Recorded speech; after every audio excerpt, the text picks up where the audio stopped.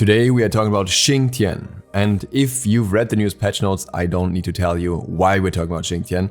Xing Tian got a massive buff in the most recent patch, and this buff was about time, I would say. Xing Tian had previously not been doing all too well. Some considered him among the weakest guards in the game, so there was something that he needed to get back to his old level.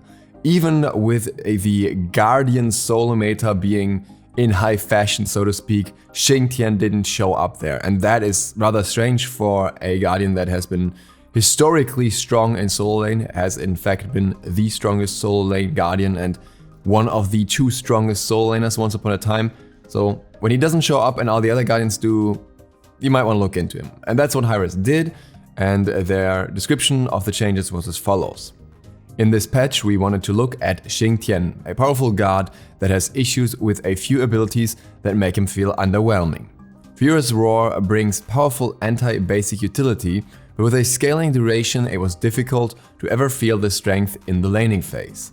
We have now made the damage duration a consistent 4 seconds and tuned the damage and debuff to make sense for his increased duration at earlier ranks. Whirlwind of Rage and Steel brings a lot to a fight, but can suffer from feeling underwhelming. A Whirlwind of Rage and Steel should not stop damaging enemies just because they have cleansed themselves. Players still inside the radius of this ability while he's channeling it will take damage. Additionally, Xing Tian will move faster while channeling, allowing him more opportunities to catch unsuspecting enemies and keep up with enemies stuck inside the Whirlwind. The changes in detail are as follows. Furious Roar increased duration from 1 to 2 to 3 to 4 to 4 seconds to 4 seconds at all ranks. Decreased percentage damage done from basic attacks from 30 to 50% to 20 to 50%. Decreased percentage damage per tick from 3% per second to 1 to up to 3% per second. Total damage difference, and this is the important part, the other values aren't that relevant, is from 3 to 6 to 9 to 12 to 12 to 4 to 6 to 8 to 10 to 12. This all can sound a bit chaotic, so let me summarize it a lot differently. The damage stays pretty much the same, it's slightly higher at the start, but then scales up linear instead of stagnating at some point. It still ends up at the same damage value at the end.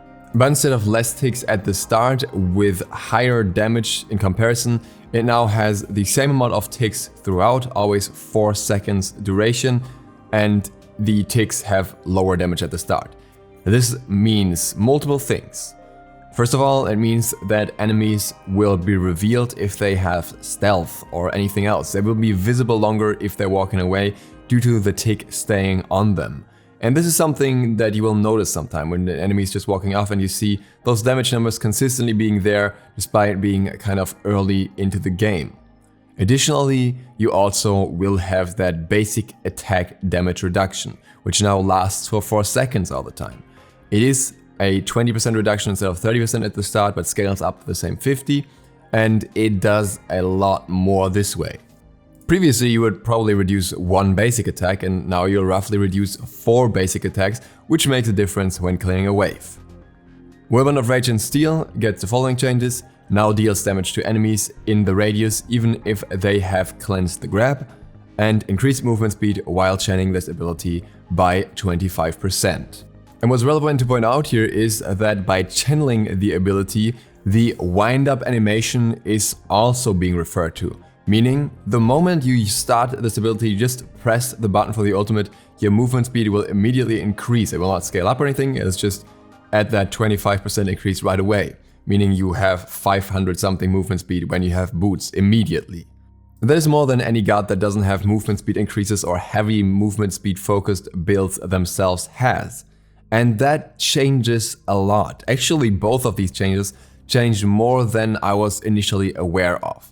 Of course, I was expecting these changes to be strong, but the intricacies that come with this weren't as clear to me as they are now after having played him a little bit in both solo and support.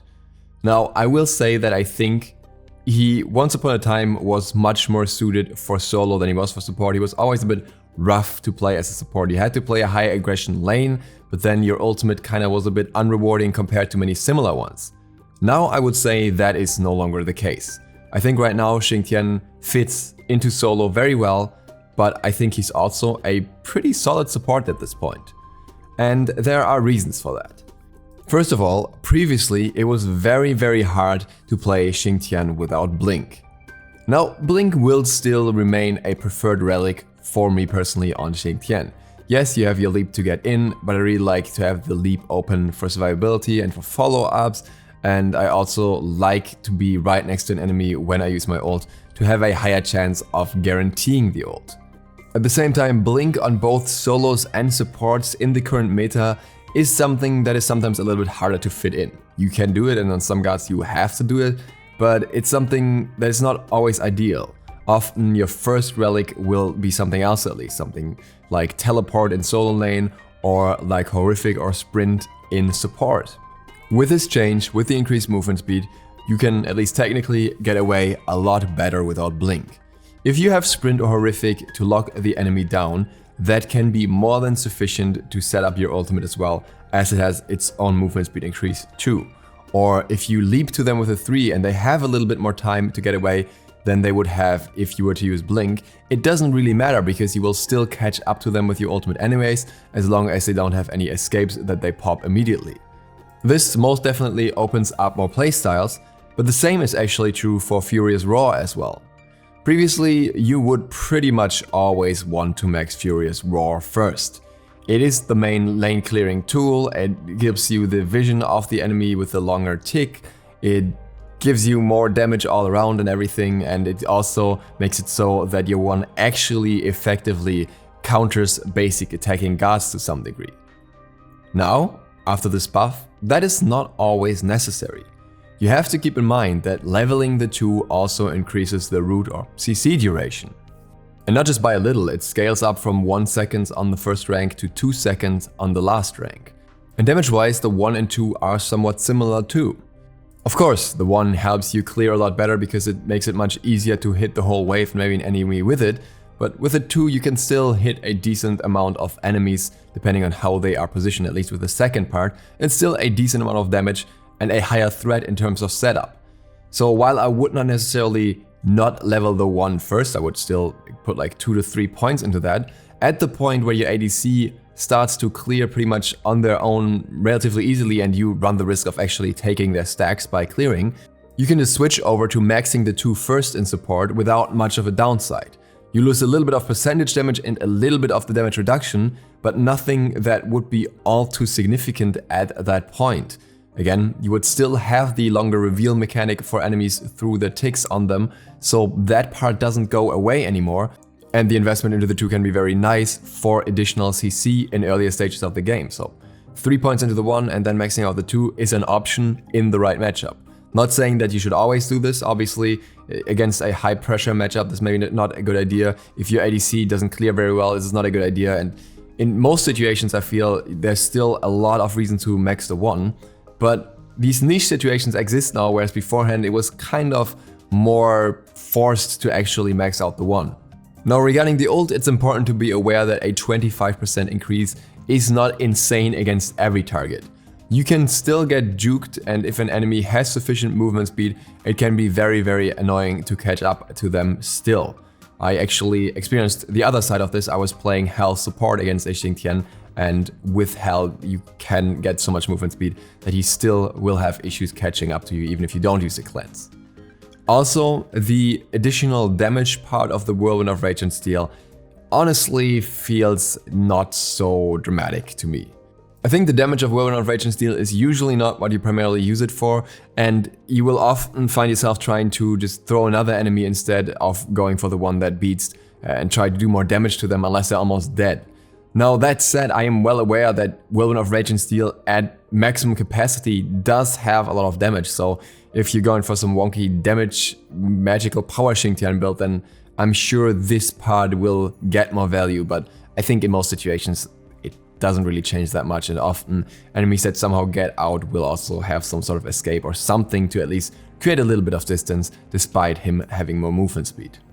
But I think it's nice anyways, this way everyone gets a little bit no matter how they play Xing Tian, and that I think is A nice across-the-board buff for a god that really hasn't seen much love in a very, very long time.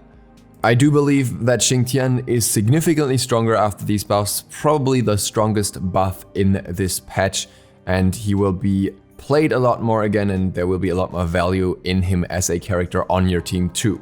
So I will say that I think Hi-Rez did great on this particular one, and they didn't completely overtune him and how he functions now. From my impression so far, it's just that he feels a lot more viable, a lot more solid, and his kit still works together just the same as before.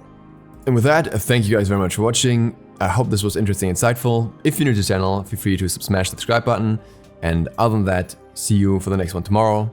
DukeSloth, out.